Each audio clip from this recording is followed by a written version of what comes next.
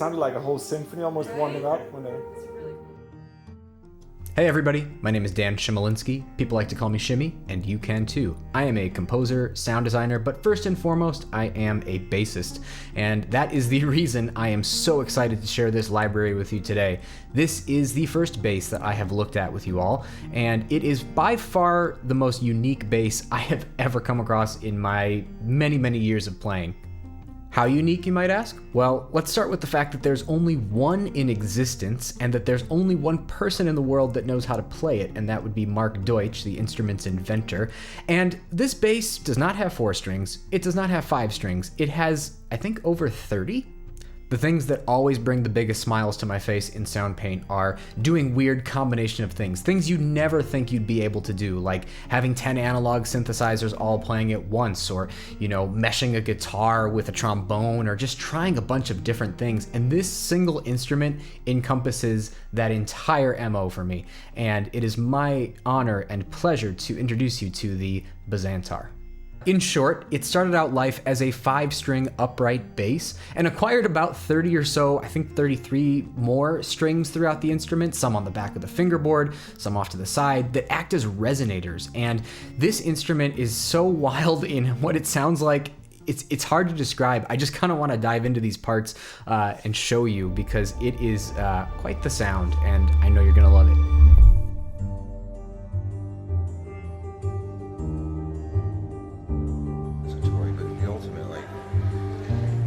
Out of trouble, Well, I mean, I get it. It's so much fun. And then you reach over, grab that low note, and then mix it all into.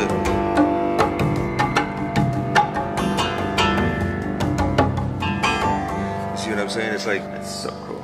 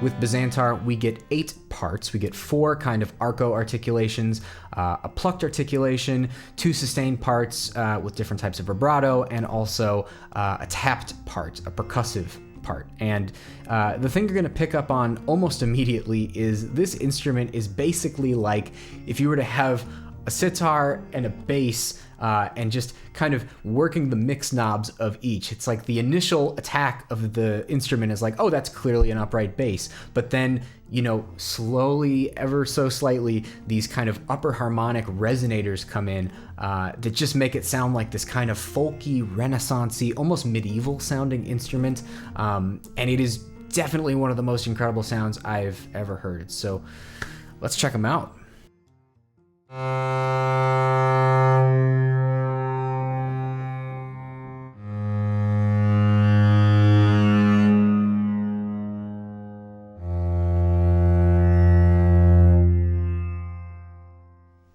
The instrument almost does a call and response with itself. The initial warmth of kind of an arco bass sound that I know and love and have been around my whole life, and then just this ominous drone kind of just comes in the background. It's it's like nothing else I've ever heard.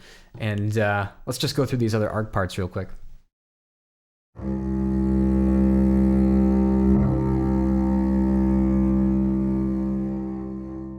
So that's 2 bows.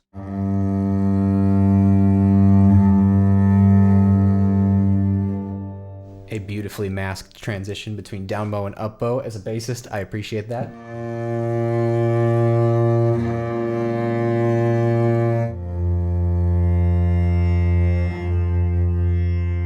And I do love me some tenths.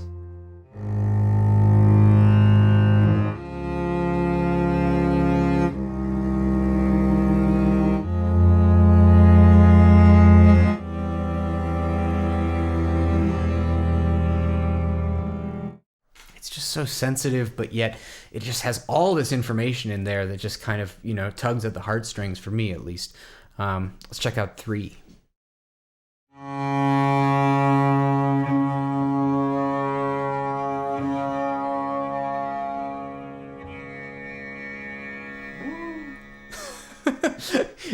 that's some that's like some false harmonic stuff happening as well. You've got all this sympathetic vibration from the resonators, and then on top of it, the bow gets just a little more faded in the background. So can you see this is going to be a really useful library? I mean, oh my gosh, just what a sound.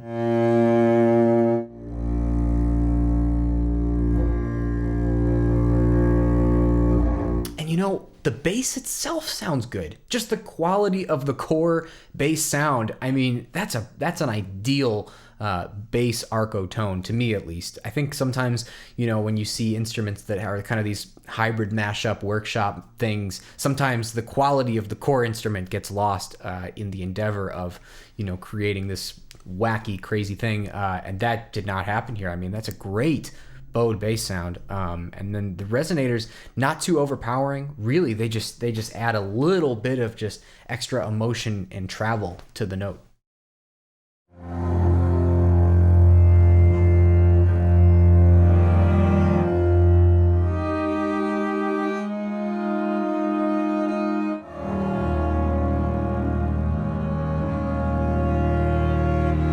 Chords are fun. I like bass chords. I've arranged for multiple bass ensembles, and so this is just a joy to kind of bring me back to that part of my brain. Let's check out 4.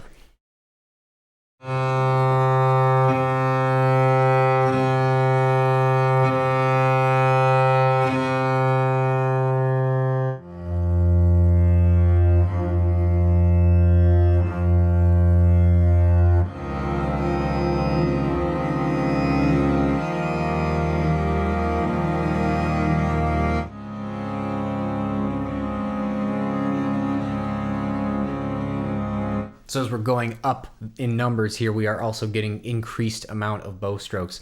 Very, very cool. And I just have to mention it. The velocities, man, they went to town. I mean, there's such a wide range.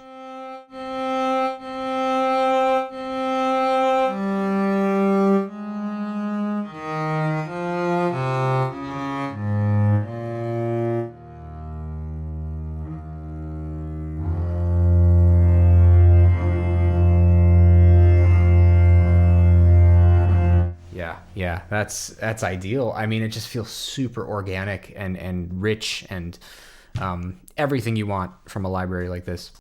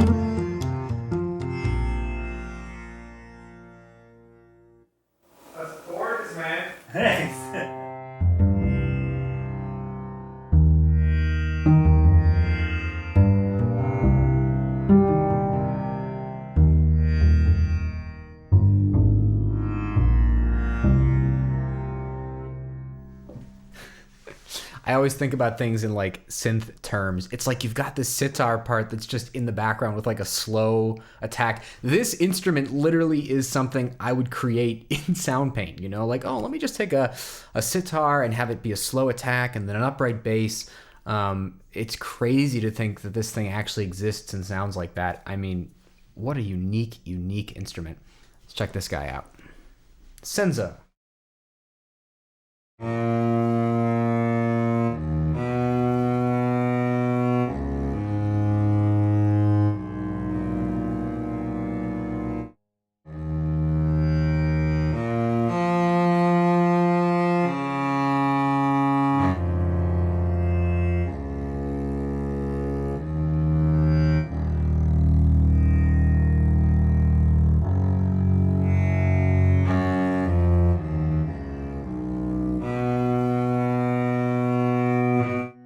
Yeah, awesome. I don't know if Mark is a bassist. Probably is, I'm guessing. I didn't do my full research. But a lot of times when you get upright bass libraries, the vibrato is often the corniest thing because it's either too wide or too fast. And this is just the perfect dialed in amount of vibrato. I mean, it's so tasteful. Let's check out another vibrato part.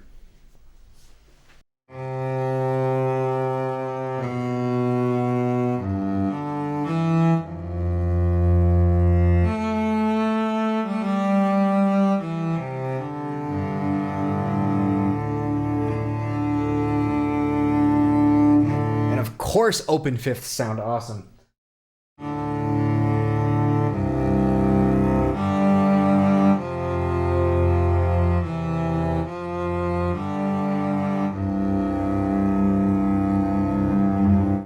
It's got a Renaissance vibe to it. Do you hear it? I mean, that's just like medieval times. I'm all about it. And then this part, oh man, this is one that like just takes you into a completely different zone for me. I think of like Aphex Twin's Drux album. I don't know if you're familiar with that, but there's a lot of like acoustic tap, percussive elements.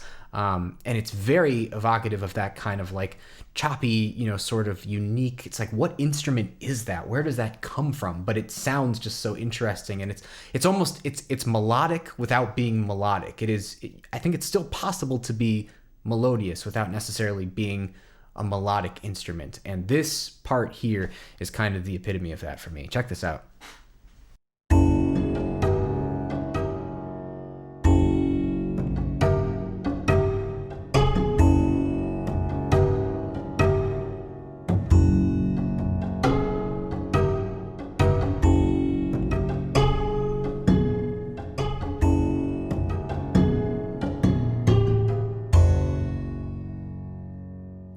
You just jam out. It's awesome. It's a rhythmic device. I mean, that's not only can you take any one of those elements and just, you know, mesh it with something else, as we do so often, but you can create a whole groove off of that. And I mean, that just transports you, right? Transports me, at least. It's just like time travel, you know? It's instant transportation to just kind of a world that really, really works for me.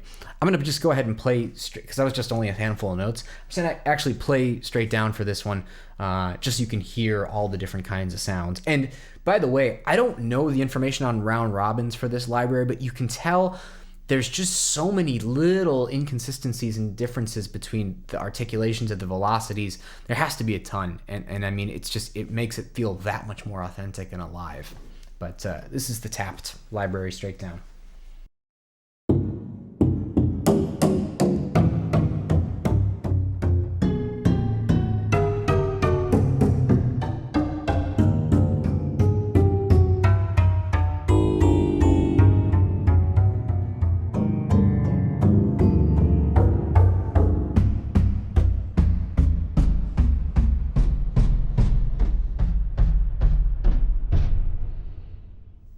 Yeah, isn't that cool? I was gathering that in a lot of those, there's like a 3-note chromatic grouping of the same kind of sound. So that's super useful. It gives you a lot to work with. You know, you could definitely 1-note stretch a lot of that stuff, pair it with something else. And I'm sure we'll see a lot of that kind of thing over in the program section.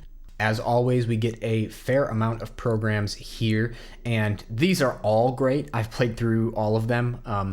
I know we want to kind of keep things moving, but I have to just hit a couple of my favorites.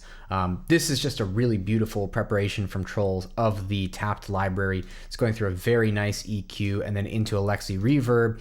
And of course, we got to do it.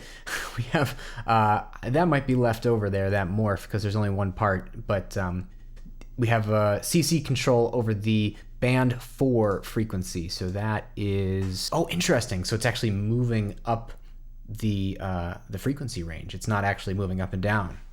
Interesting. Let's check that out.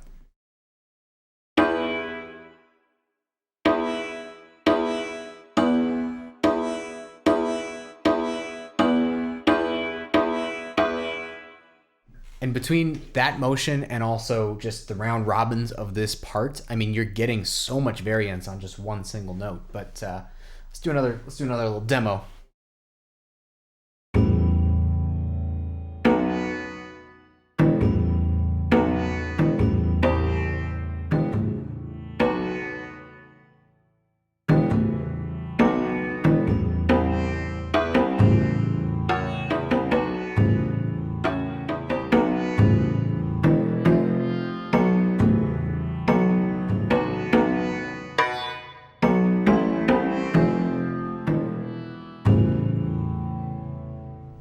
So one thing I did notice in it, and did notice as soon as I started playing, is that we are using one note stretch here. So taking a sound from this part and stretching it across the key bed. Very, very cool.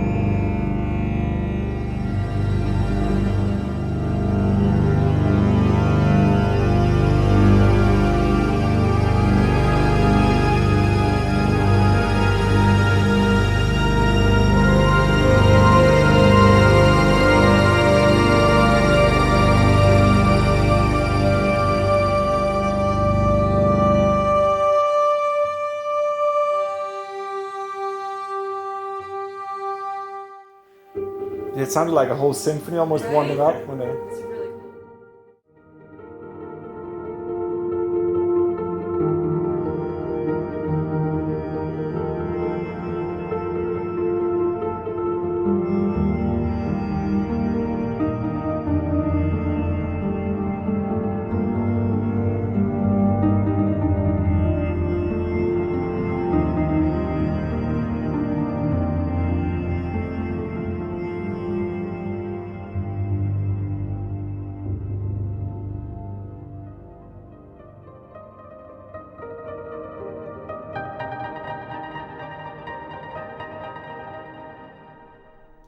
Moving on to this one, the bowed piano kind of hybrid sound. I really like this one. It would be a hidden gem, so you do need this one, this library, and the combo just sounds really, really nice, and there's some cool stuff in the mod wheel. So let's check it out.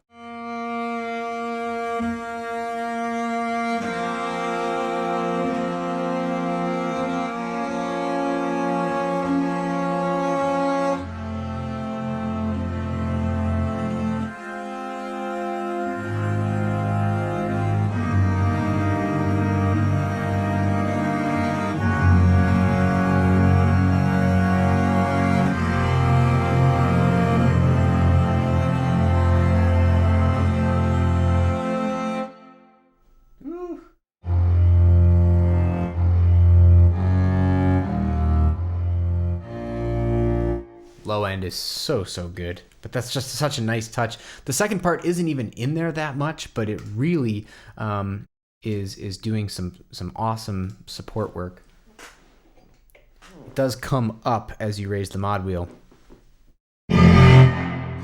Wow, hold on.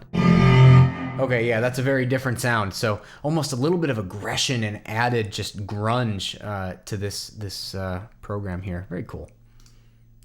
This is fun. So this features some, I believe, spoken recordings from Belgium, it looks like. So we talked a little bit earlier about how, this stuff is kind of just like transformative and just really transports you to places. I could hear this in just about any, World Geo kind of documentary score or something. It's so lovely. It's just a really, really beautiful program by Trolls here. Oh, before I play, just check this out. The mod wheel actually controls the morph. So we are morphing the sound of the Bazantar into spoken word. So you're getting literal like formant sounds out of the Bazantar from this morph. Isn't that awesome? And if we bring it all the way down, it's just Bazantar. So maybe if you were scoring something, you would maybe just start with the bass sound and then slowly start to bring in a little bit of like chitter chatter. That'd be really, really effective. Something like this.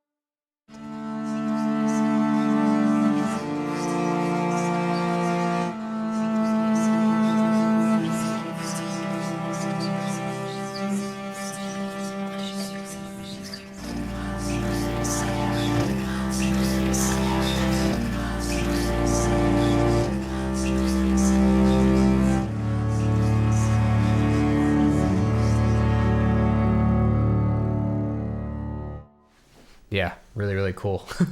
That just gives me chills. Love it. This is called Cinematic Ensemble, and it does sound very like a cinematic orchestra. I'm a big fan of many, many basses, so bass orchestras are kind of a place in my heart. That's how I kind of grew up listening to bass orchestras and big bass ensembles, so I really like this program. It resonates with me a lot.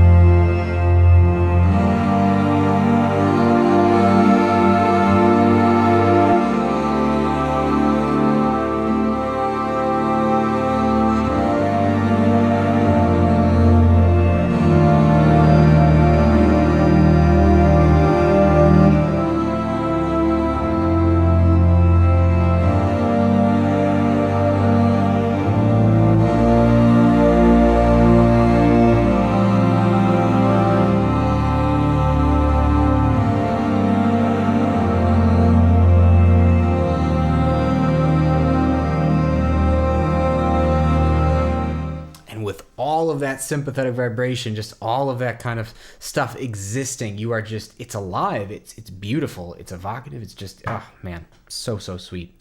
Let's check out Gate Distort.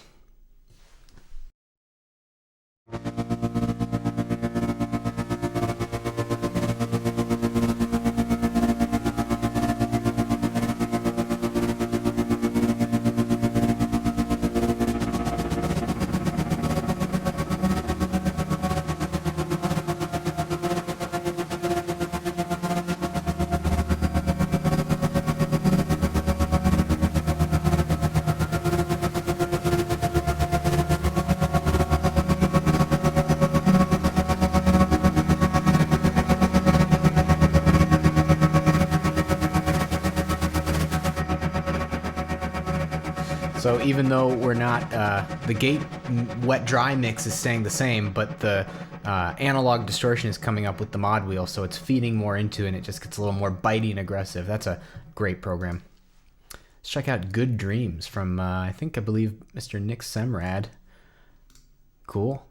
Been a while since we used the scattered delay. Excited about that. Into a shimmer reverb, and this is our plucked part.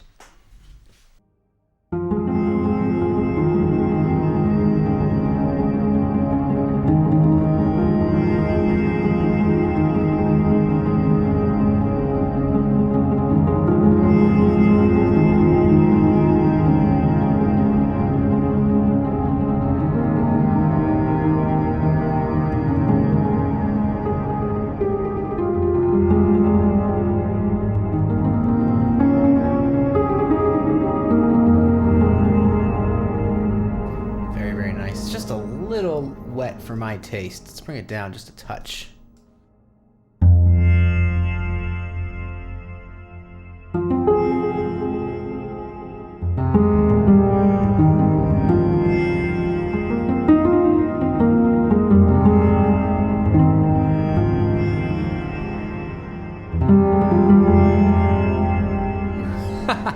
That's super cool. I'm not going to even try to pronounce this. Guðnadóttir. Not hip. I don't know what it means, but we have a morph part and 2 additional parts. Wow, there's a lot going on here. Holy cow. Nice. Let's check this out.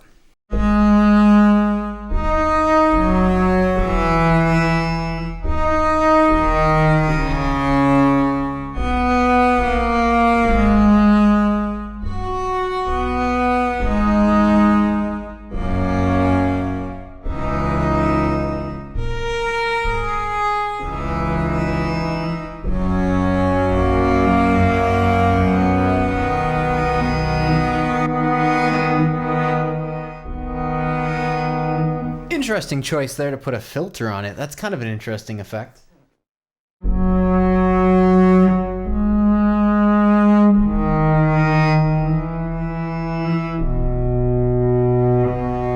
think that works for me. That filter's really, really nice. It kind of just gives a little roundness. Maybe if you're doing something a little more in the background of a score or something, that could be really, really nice. But cool.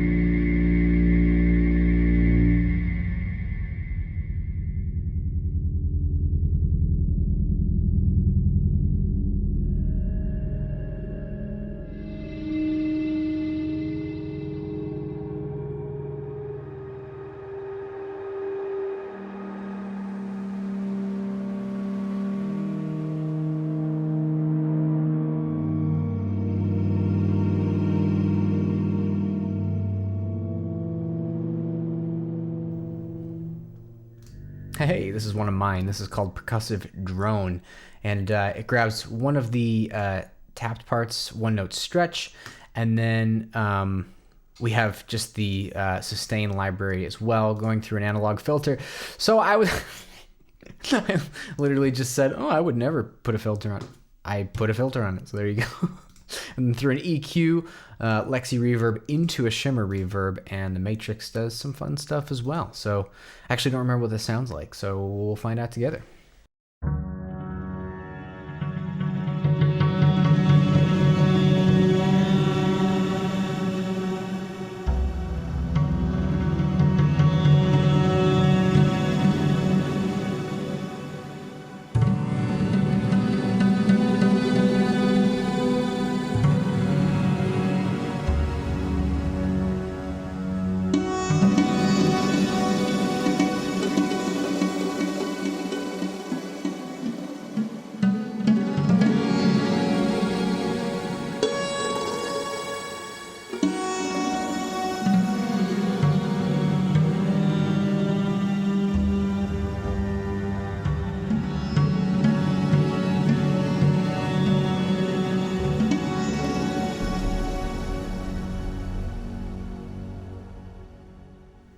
Neat. That's a fun one. Here's one from Trolls using a reversed part sound here on Plucked. So you can reverse your parts here in this menu, or you can go and do it, I believe, in the offset. Yeah, you can toggle reverse play there. Same thing. But yeah, let's hear what it sounds like. I actually just want to hear the reversed layer first.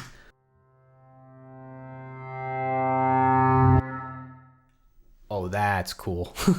That's really, really cool. And we have just kind of a short little Lexi trail there to kind of... Oh, I want to hear what the delay sounds like.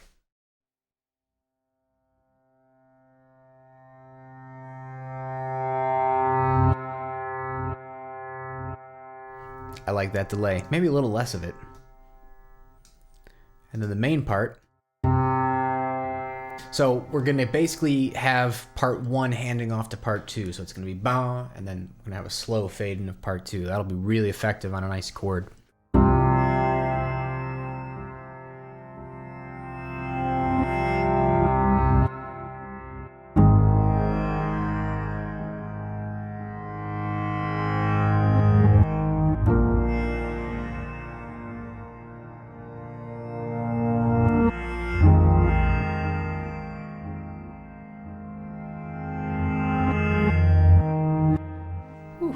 Love that. I love that so much. And it's just going to kind of, that kind of stuff defines like a rhythmic pattern. Maybe, you know, anything else that you build around it can be driven off of that kind of natural tempo there. Very cool. This one is one of my favorites when I was doing these Renaissance times, and it just 2 layers kind of morphed here. I think I did a 1-note stretch. And we're morphing the sustain layer into the percussive layer. So yeah. So you're getting the attack, but it's pretty clear that you have a bowed layer in there, and then I put chorus on it through a reverb. And to me, it's just kind of a jaunty, folksy, renaissance-y kind of sound.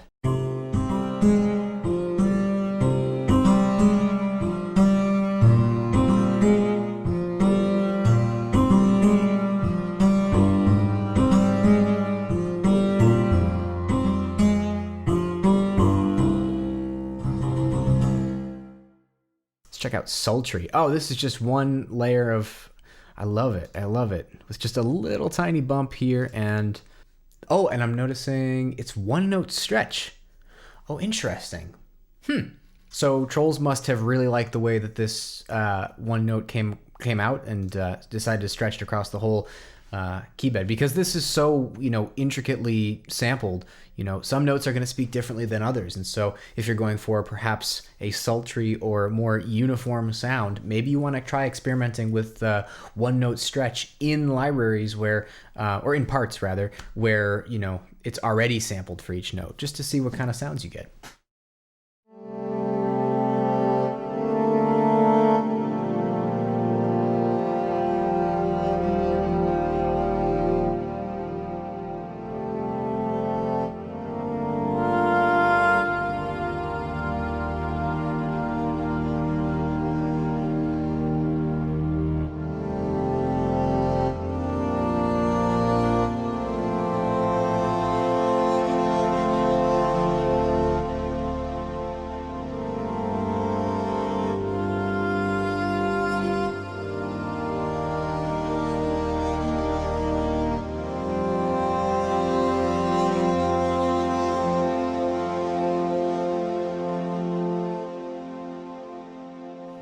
Very cool. It sounds smoother to me. I think I'm getting more of a... I mean, sultry is kind of the right word, but really cool of Trolls to kind of go in and find one specific note to stretch. That's awesome. Something I wouldn't have thought about doing. So, and then finally, upright stick slap. This one, I love this one.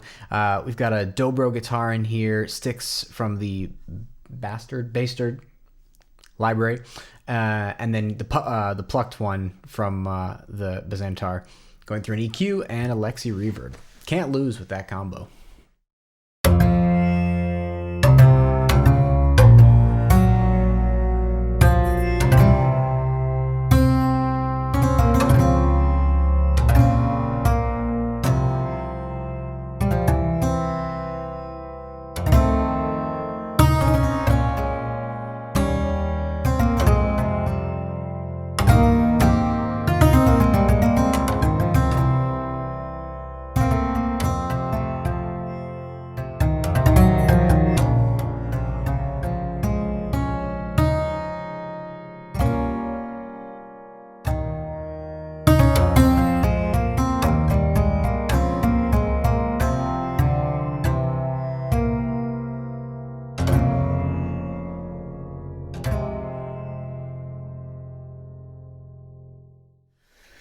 Beautiful, beautiful. I mean, the guitar layer just does so much there. I want to kind of isolate it.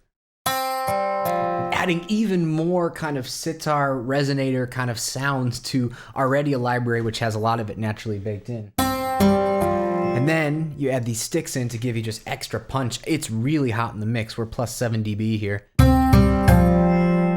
Such an effective program. Love it.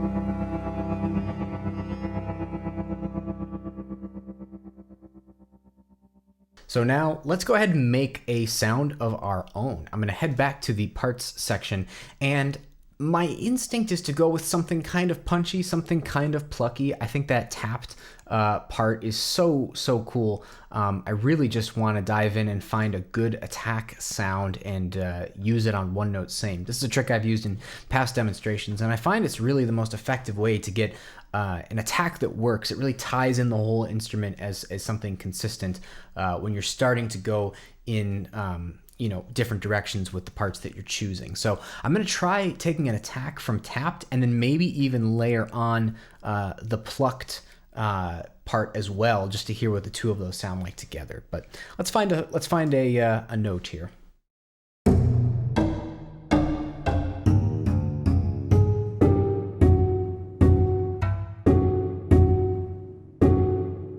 Kind of like that because it's got a little bit of like a punch to it, but a low in resonance as well, and it's tonal, so it's going to add even more resonance. I like that one. I'm sticking with that one.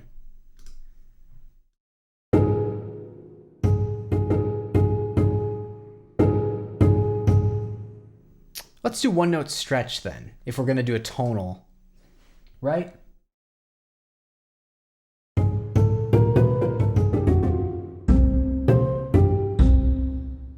Because if it's going to have tone to it, I want it to be scaled across the keyboard. I'd like to hear what that sounds like combined with the plucked part.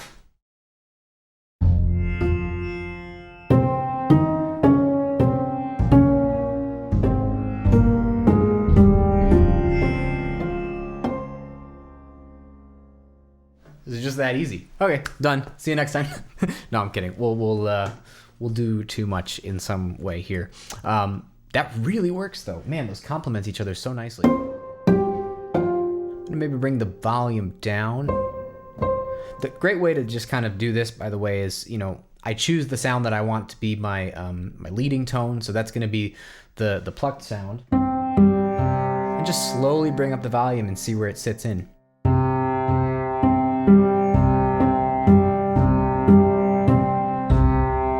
Let's say I want this to be something where I have the ability to increase my amount of attack or shape my notes a little bit. I might go ahead and assign the MIDI CC wheel, starting at where I just ended up, which I think was around -3 or so, and then just maybe coming up maybe about +3 or +4 dB so that I can have kind of this accent from the mod wheel. Let's check it out.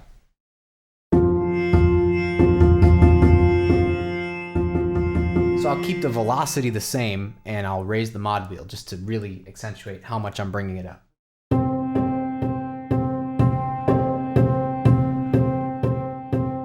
And I think we can go even more. Let's try +7. When in doubt, always plus or minus 3 dB is a good starting point.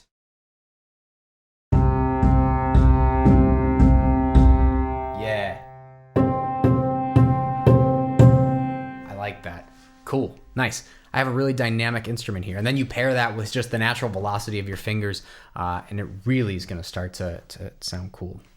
The other day I was watching the wonderful demo of the Tert's guitar, and I'm tempted to kind of see that dobro really inspired me. I want to see what maybe what's kind of in the same ballpark as this sound. I would say probably palm mute, but I'm not sure. Let's check it out. Let's just hear what that guitar layer sounds like. It's pretty cool.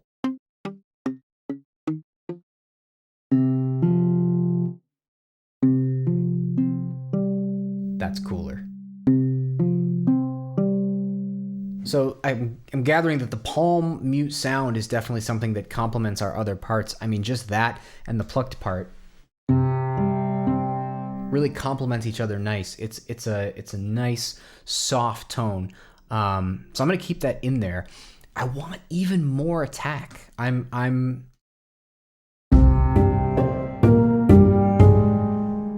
bring our mod wheel down. How can I get more attack? Would it be too much to add the Tert's attack?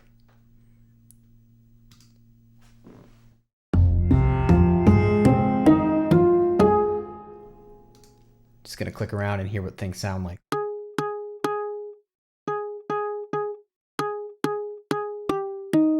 I don't think that's too much. That actually kind of works for me. So I'm going to kind of level these two. Maybe bring that up a couple dB. Bring that down a couple dB. And I might even do the same mod wheel trick here.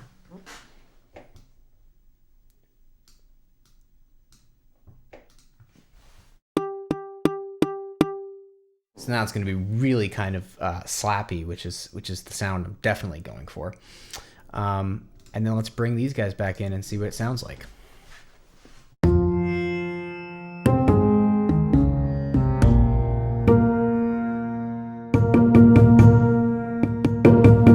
Nice. I am noticing that our volume here at the top is distorting a little bit. So sometimes if I've got custom setups of various MIDI CC stuff and I don't want to go and redo the volume, I'll just grab the volume now at the top and kind of just bring it down a touch.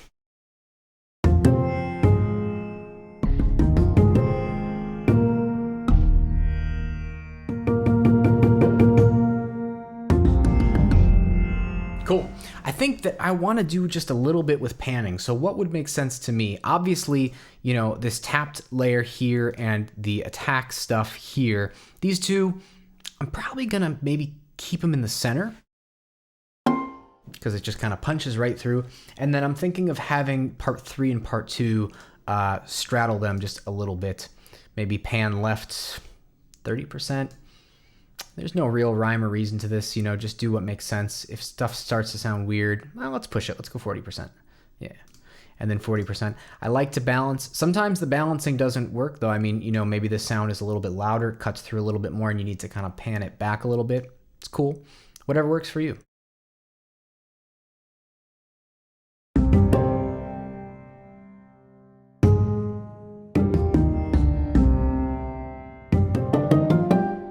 Cool. That's a really nice... Oh, and let's set up some envelopes. Why not, right?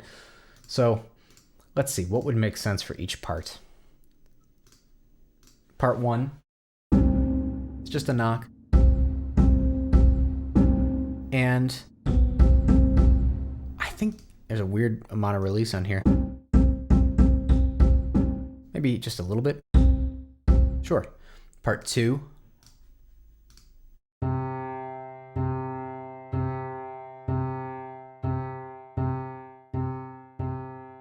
We're going to get some reverbs going here in a second, so I don't want it to be too long. That works for me. Part 3.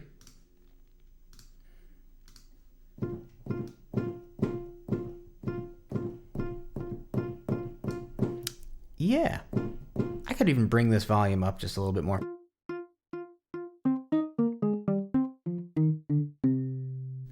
that works. And finally, part 4. Super slappy, right? So it almost, I mean, it doesn't even matter really. It's just an attack, so we'll leave it. Yeah. So now that we've kind of fine-tuned the shape of them, I think the next step is probably some EQ. You know, we have so much resonance going on and so much kind of mid-low frequency stuff happening that I think we're due for a little bit of a cut. Maybe even on the low end of it. Yeah, keep that at 0. Let me just hear what that sounds like.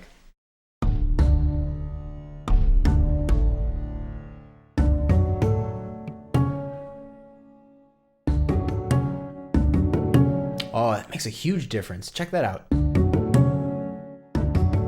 Really clears things up. And we don't want to lose too much low end. So I'm thinking, you know, maybe just a little bit of a boost. I like this 128 region, 125. That's generally going to stay out of the range of any bass drums or kick drums or anything you're going to want in that region. But it's going to preserve the tonality of the instrument. And then, you know, why not? Let's do a little bit of a high shelf.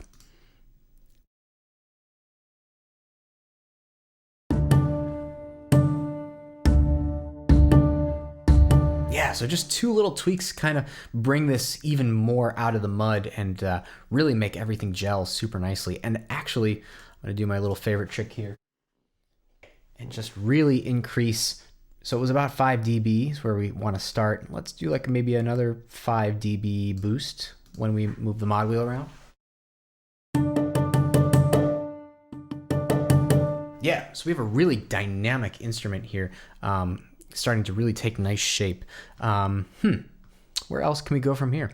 Well, we could just add a reverb and call it a day, but I think maybe it would be sort of fun to experiment with maybe, what could we do? What could we do? Let's go to our sustain, or the most sustain layer that we have, which is probably part 2. Yeah, and let's try an LFO just to give a little goosing on the, you know, maybe we can even control it with the mod wheel. But I just love to add just a little bit of vibrato to these pits sounds here because, you know, it's a string instrument. Why not? And I typically find for vibrato, like this is a good range around here. Yeah. I like that. And then let's have our CC be this guy. And let's keep it up a little bit, maybe like 40%-ish, and then have it be full for the end of it. So let's hear what that sounds like. Very subtle, but it works.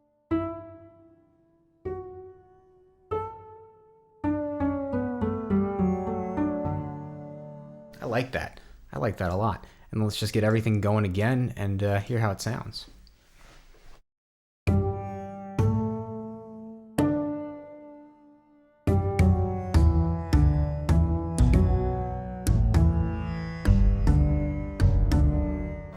I love that kind of slappy sound, but you're not losing definition of the low end. It's not cluttering up your high end too much. It's just, it's forceful. It's very nice.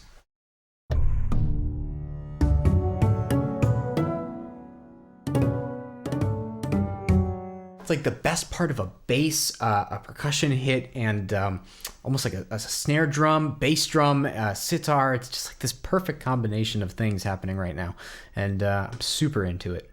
I'm really happy with where things are. I mean, I have a super clear, crisp, defined attack and also just a nice bunch of frequencies that are working really, really well together. It's a really beautiful instrument. And with parts like these, you know, if I'm creating something within the Bazantar library, I don't want to do too much. You know, I know there's the too much gene. I do tend to have it on a lot of things. I think one thing that might sound nice is a little bit of compression, because when I play soft, I almost want to get that modern kind of pop piano sound from it.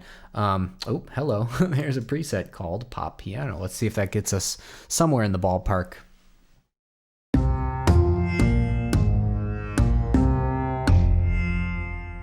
Yeah, that really kind of beefs it up. Very, very nice. I might dial it back just a touch. on the threshold. And then I think we should just finish it off with a really nice reverb. Let's just see. I'm almost interested. Just humor me for just 1 second. We can absolutely quit from this line of thinking, but I just want to see what, like, a little bit of a band pass filter would sound like. We're dealing with a lot of this like really sweet mid-range harmonic stuff happening. A little boost from a band pass could be interesting. I'd probably put this pre-compressor.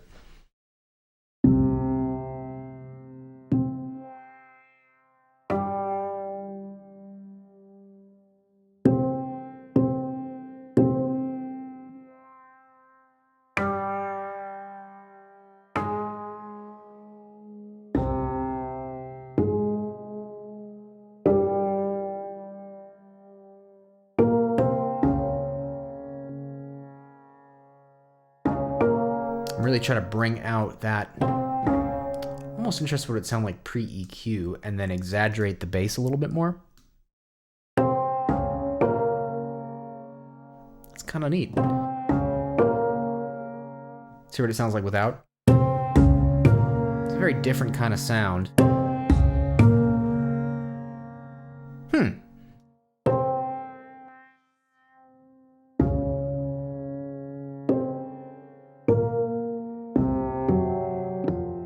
See an argument for it, but I think, again, I don't want to do too much. No, honestly, that might be nice if you were trying to do maybe slightly a high passed sound kind of thing, but no, I'm really digging where this is sitting. Yeah, it's perfect. I don't need to go anywhere else but just a nice Lexi reverb. Let's try soft stage. Man, yeah, that's just about right. Maybe a little more wet.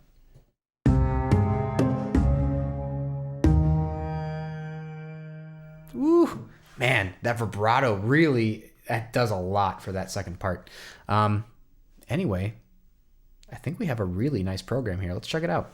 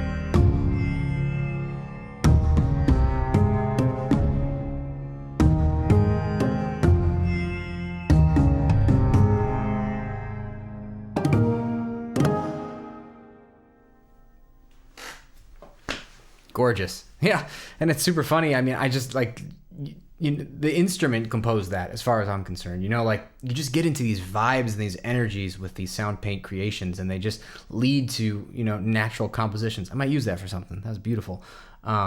Really stoked about that. And it's not, we're still using the core tone of the Bazantar as the lead. Like that is very much the substance of this. We're having some help from the terts and the attack and the palm mute, but even if we take those parts out, I mean, it's still an incredibly powerful.